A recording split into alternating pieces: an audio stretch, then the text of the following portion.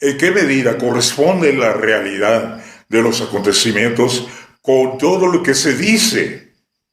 desde el punto de vista mediático y desde el punto de vista ideológico? Pues ningún otro sistema político, ningún otro sistema social y económico como el capitalismo moderno ha promovido a los cuatro vientos que es democrático.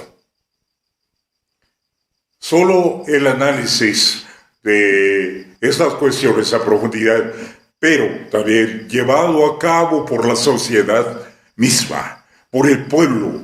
para saber si efectivamente los tiempos ya están en lo que se dice, o todavía hay que apretar muchas tuercas en la maquinaria social y en las estructuras políticas para que se desarrolle la democracia. Me he detenido un poco más en ese aspecto porque es uno de los más cruciales, pero a la hora de efectuar análisis concretos sobre problemas que nos salen al día, en México particularmente nos están surgiendo una y otra vez por un cambio de régimen respecto de uno anterior, muy petrificado en algunas cuestiones nocivas, como todos sabemos, la corrupción y la delincuencia organizada, frente a un nuevo régimen que trata de ir hacia adelante, dejar el pasado, superar la corrupción y generar otras estructuras de organización y de relación entre la sociedad y el poder. Pero como ese y muchos otros problemas concretos que nos van a seguir surgiendo y que nos vienen haciendo frente también a nivel mundial, nos abocaremos a esclarecer poco a poco y a abordar paulatinamente conceptos que nos parecen muy claros, pero que no necesariamente lo son. Son más bien muy difundidos. Y comentaba, no hay sistema ni régimen anterior en la historia del hombre que haya gastado más propaganda en afirmar que es democrático que el capitalismo moderno.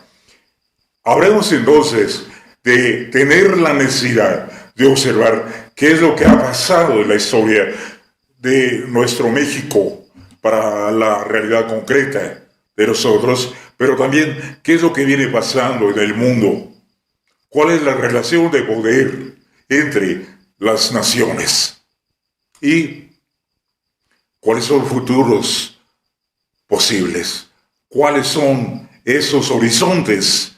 que sobrevienen. No se trata, por supuesto, jamás de ser profeta, no se trata de ser alguien que plantea por ningún método adivinar nada. Se trata de ser riguroso, ya sea por cuestiones de evidencia científica, por cuestiones de evidencia en los hechos, por cuestión de lo que se nos muestra en la realidad como fenómeno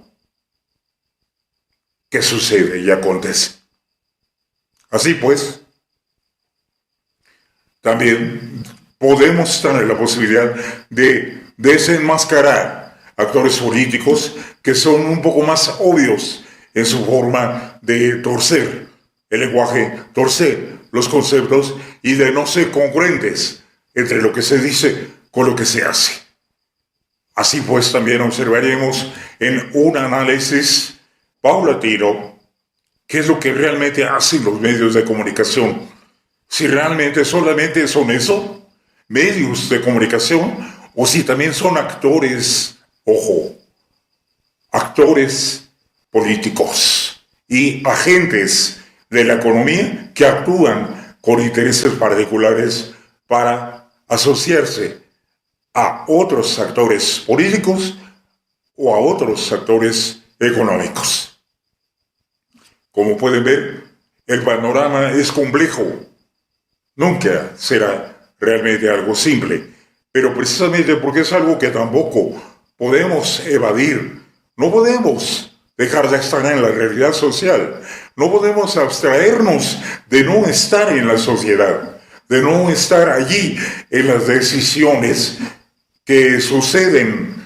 desde el poder hacia nosotros o desde nosotros hacia el poder. No podemos dejar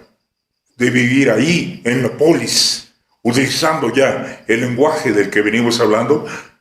poco a poco, de un modo más riguroso. No podemos dejar, decíamos entonces, dejar de vivir en esta ciudad pública de interacción humana, donde hay relaciones económicas, sociales. Tenemos que vivir, buscar el modus vivendi, pero también tenemos que observar qué decisiones tomamos o también qué dejamos de hacer. Decía Platón que cuando los seres humanos,